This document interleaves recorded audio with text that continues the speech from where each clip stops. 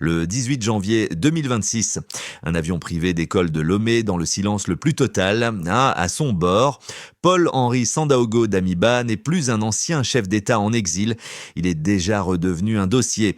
Ce vol n'est pas une improvisation, il est l'aboutissement d'un processus enclenché bien avant que les réseaux sociaux ne s'emballent, bien avant que les rumeurs ne deviennent publiques. Quand l'appareil quitte le tarmac, une ligne invisible est franchie. 2. L'asile cesse d'exister.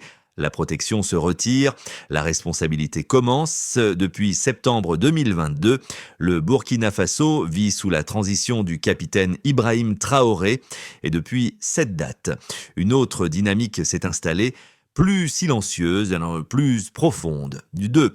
La fin progressive de la tolérance envers les zones grises. L'affaire Damiba ne surgit pas soudainement, elle s'accumule. Dans la nuit du 3 au 4 janvier 2026, une opération de déstabilisation est neutralisée. Ce qui circulait comme de simples rumeurs révèle une réalité bien plus structurée, de infiltration, projet d'assassinat ciblé, complicité interne. À ce moment précis, la question n'est plus si la menace existe, mais d'où elle est pilotée. Et un nom cristallise tout, depuis Lomé. Pour Ouagadougou, la présence de Damiba au Togo n'est plus un exil passif. Elle est perçue comme une arrière-base, un point de projection, une continuité politique déguisée en hospitalité. Ce n'est donc pas une arrestation qui se prépare, c'est une rupture. Quand le Togo agit, ce n'est pas sous la pression de l'instant, c'est après des avertissements ignorés, des signaux répétés, des preuves jugées suffisantes. À partir de là, une logique s'impose. 2. Quand un refuge devient un risque, il cesse d'être un refuge. Le vol du 18 janvier n'est pas seulement un transfert humain, c'est une décision stratégique matérialisée pendant plus de 3 ans. Lomé a offert à Paul-Henri Sandaogo Damiba bien plus qu'un simple refuge. Il n'était pas dissimulé, il était installé. Villa sécurisée, quartier contrôlé. Protection étatique de haut niveau, rien dans ces conditions de vie ne correspondait à l'image classique d'un réfugié politique contraint au silence. Damiba vivait sous protection, mais aussi sous observation. Au départ, ce choix togolais s'inscrivait dans une tradition régionale d'absorber les chocs, éviter l'embrasement, est à maintenir des canaux ouverts, l'exil comme soupape, l'hospitalité comme outil diplomatique, mais cette logique a commencé à se fissurer. À Ouagadougou, le pouvoir de transition ne cessait de pointer la même direction. Septembre 2023, septembre 2024, avril 2025. À chaque épisode de tension, à chaque soupçon de manœuvre subversive, le même soupçon revenait. 2. Les actions ne partaient pas du vide. À partir de ce moment, le statut de Damiba change sans être officiellement annoncé. Il n'est plus seulement un ancien dirigeant accueilli. Il devient une variable instable dans l'équation sécuritaire régionale. Le tournant ne se joue pas sur une scène publique. Il se joue dans les échanges discrets entre services de renseignement. Alertes transmises, éléments recoupés, plan de déstabilisation évoqué, puis documenté. Pour Lomé, une ligne rouge apparaît progressivement. Être perçu comme médiateur exige une neutralité crédible. Or, quand un exilé est soupçonné d'orchestrer des opérations contre un État voisin, l'hospitalité cesse d'être un geste moral. Elle devient un risque politique. Le 31 décembre 2025, un premier avertissement est adressé à Damiba, clair, direct, sans ambiguïté, renoncer à toute initiative portant atteinte à la stabilité du Burkina Faso. Ce message n'est pas symbolique, il est conditionnel et quelques jours plus tard, un second signal est transmis, même silence, même absence de recul. À ce stade, pour les autorités togolaises, la conclusion s'impose. 2. L'invité ne compte pas se conformer aux règles implicites de l'asile et lorsqu'un réfugié refuse la neutralité, il force le pays hôte à choisir. Lomé comprend alors que ne rien faire serait déjà un acte. À partir de janvier 2026, le dossier Damiba ne relève plus de l'inconfort diplomatique, il bascule dans le domaine du risque actif. Pour Lomé, la question n'est désormais plus morale, mais stratégique. continuer à héberger Damiba, c'est accepter l'accusation implicite de complaisance et c'est laisser s'installer l'idée qu'un territoire peut servir de plateforme arrière à des opérations visant un État voisin. Dans l'espace AES, cette perception est politiquement toxique. L'affaire du 3 janvier agit comme un révélateur brutal. Une opération de déstabilisation d'envergure est neutralisée au Burkina Faso. Les éléments qui émergent ne décrivent pas une initiative isolée, mais une architecture, deux réseaux, complicité, intention coordonnée et surtout une continuité dans le temps. À ce moment précis, le statut de Damiba change de nature. Il n'est plus seulement soupçonné, il devient, dans la lecture sécuritaire régionale, un nœud. Le Togo se retrouve face à une équation sans échappatoire. Rester silencieux, c'est assumer le soupçon. Agir trop vite, c'est rompre une tradition d'asile soigneusement entretenue. Mais attendre davantage, c'est risquer d'être entraîné dans une crise qui ne lui appartient pas. La décision ne tombe pas dans la précipitation, elle s'accumule. Avertissement ignoré, éléments jugés crédibles par les services de renseignement, pression diplomatique devenue explicite. Le vendredi 16 janvier 2026, l'opération est déclenchée. Avec méthode, sans mise en scène, les forces de sécurité togolaises investissent le quartier résidentiel où réside Damiba. La protection est levée, le symbole est clair. De Sbuy, l'État hôte retire ce qu'il avait accordé. Cette interpellation n'est pas une arrestation spectaculaire, elle est un signal politique matérialisé. Elle signifie que le temps de la tolérance est terminé. Dès cet instant, Damiba ne retournera jamais dans sa villa. Ses effets personnels lui sont remis. Le geste est administratif, presque froid, mais il est définitif. Ce passage est crucial. Il marque la transformation d'un exilé protégé en justiciable potentiel. Le dossier sort du registre diplomatique pour entrer dans celui du droit. Entre l'interpellation et l'expulsion, une étape invisible au grand public s'impose. 2. La validation judiciaire. Sans elle, aucune remise n'est possible.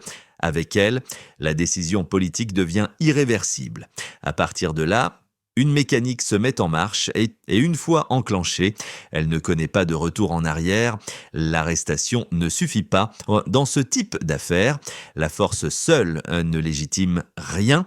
Il faut un sceau, un cadre, une validation qui transforme un acte sensible en décision opposable. C'est là que le dossier Damiba change définitivement de nature. Entre son interpellation et son expulsion, Paul-Henri Sandaogo Damiba est conduit devant la justice togolaise, pas pour un procès public, pas pour un jugement de fond, mais pour trancher une question clé. Deuxième, peut-il encore se retrancher derrière le droit d'asile ? 3S, la cour d'appel de Lomé devient alors le véritable point de bascule face aux magistrats. La requête d'extradition émise par les autorités burkinabais est examinée. Ce face-à-face ne porte pas sur des intentions politiques, mais sur la qualification des faits, tentative de déstabilisation, complot, atteinte à la sûreté d'un État voisin. Ces mots ont un poids juridique précis. Ils déplacent l'affaire hors du champ de l'infraction politique classique. Ils rendent l'asile fragile. Lorsque la justice togolaise valide la procédure, 5-6 ou à tout le moins donne une suite favorable à la demande de Ouagadougou. Un verrou saute, celui qui protégeait Damiba depuis 2022. Cette décision est fondamentale. Elle transforme une rupture diplomatique potentielle en acte légal formel.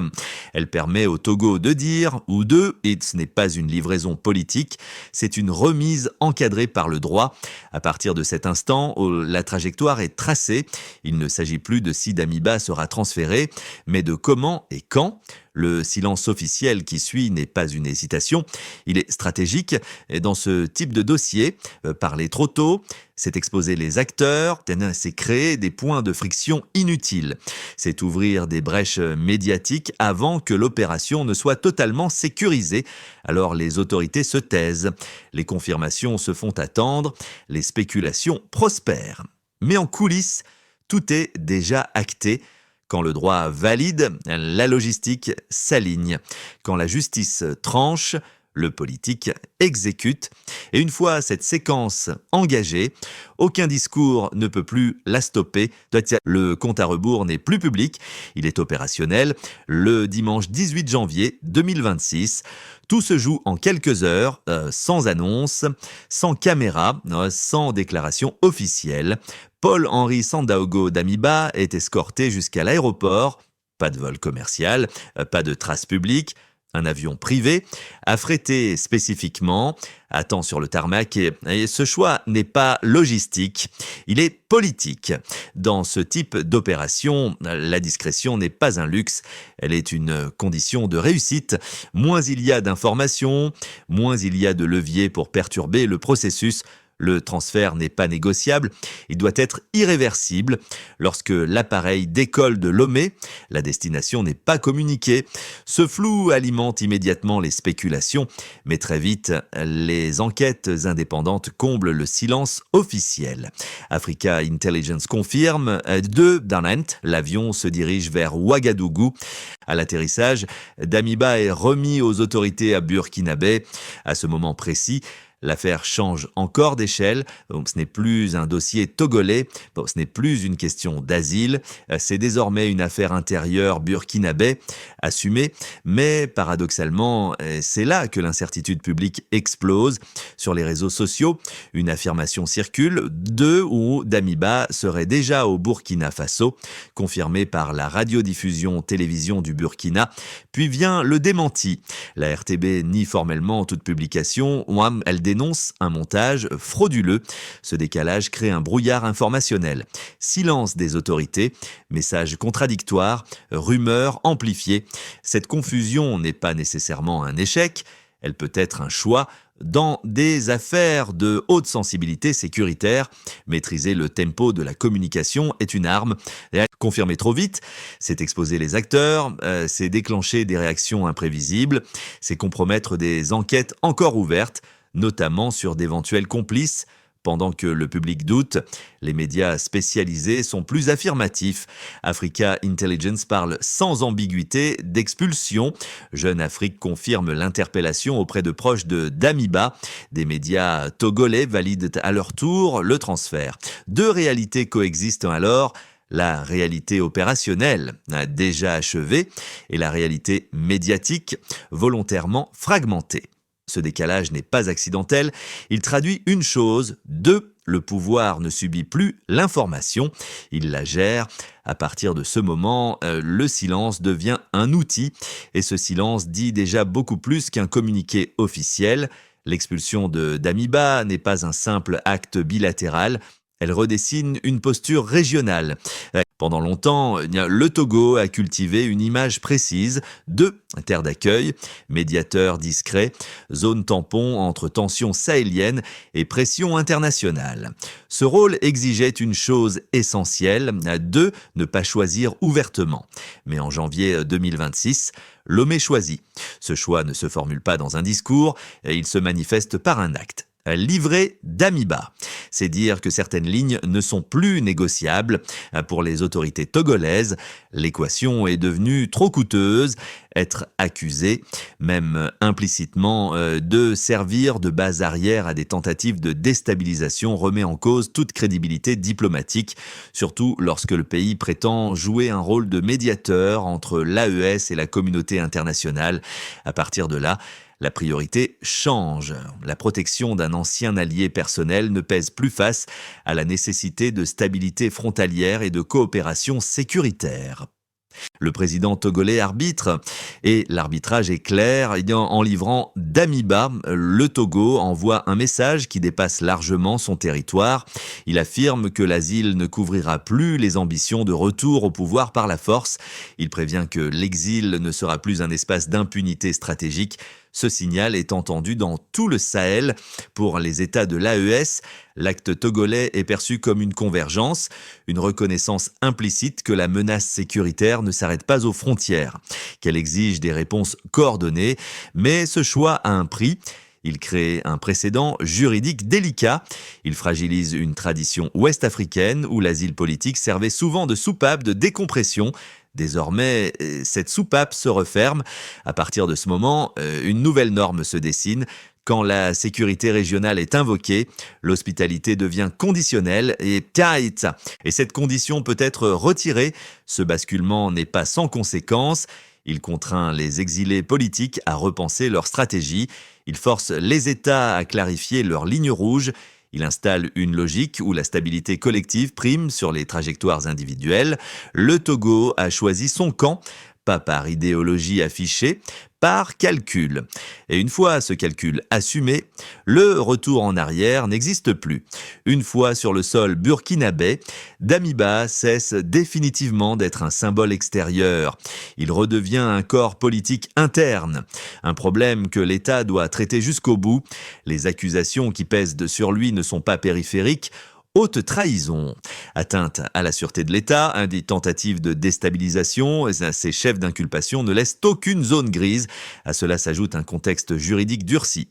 Le Burkina Faso a récemment examiné une réforme de son code pénal, renforçant les sanctions pour ce type d'infraction. Ce détail est essentiel.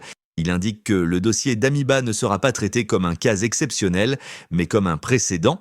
Au-delà des événements de janvier 2026, d'autres dossiers menacent de ressurgir.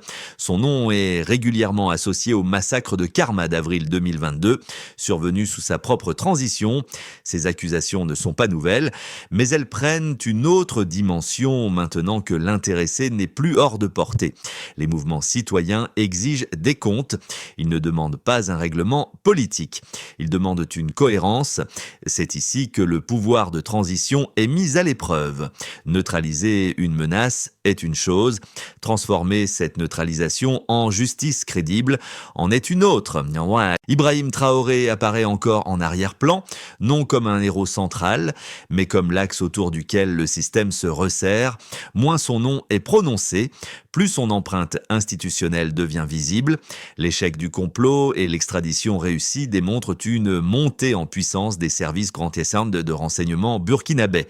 Le message est limpide, les menaces ne seront plus seulement contenues, elles seront anticipées. Mais cette victoire sécuritaire pose une question plus lourde.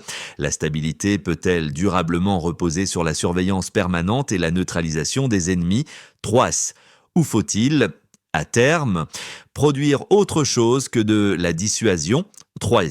Le procès à venir devient alors plus qu'un dossier judiciaire. Il devient un test de crédibilité, un signal adressé à ceux qui observent, à l'intérieur comme à l'extérieur du pays. Si la justice échoue, le récit se fissure. Si elle tient, une nouvelle norme s'installe. Et cette norme dépassera largement le cas Damiba. La chute de Paul-Henri Sandaogo. Damiba ne clôt pas une crise, elle ouvre une phase. Ce qui s'est joué en janvier 2026 dépasse un homme, un exil, un vol secret. C'est un basculement dans la manière dont le pouvoir se protège, se projette et s'impose dans l'espace sahélien.